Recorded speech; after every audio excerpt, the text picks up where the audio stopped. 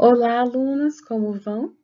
Hoje nós vamos conversar e conhecer um pouco mais sobre o gênero fábula. É um gênero que particularmente eu gosto muito. Vamos lá.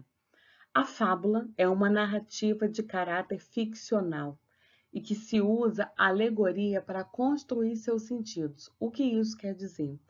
Ela conta uma história de ficção, a história não existe, e alegoria quer dizer a forma como essa história é ilustrada, né? Então, as imagens são de modo a desenvolver os seus sentidos, as suas percepções sobre a história. Os animais são os personagens principais, possuem características humanas como a ganância, a preguiça, a inveja, a sabedoria, a astúcia. Por meio dessas características, as personagens movimentam-se e a história desenrola-se, levando à construção de um ensinamento. Sempre a fábula traz uma moral, ela traz um ensino, tá bem? Considerando que a fábula pode ser contada oralmente, sabemos que há diferentes versões de uma mesma história, o que não compromete a sua função, a de levar as pessoas a refletirem sobre o comportamento em sociedade.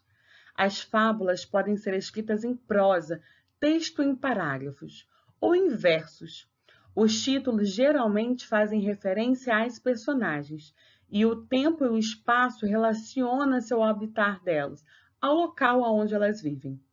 A linguagem é simples, objetiva e direta, e pode haver diálogos com a presença do discurso direto, ou seja, com o uso da travessão. A estrutura de uma fábula. Sendo um texto narrativo, é importante lembrar-se de que ela deve ter uma estrutura mínima de começo, meio e fim, ou seja, no início apresentando as personagens e a situação.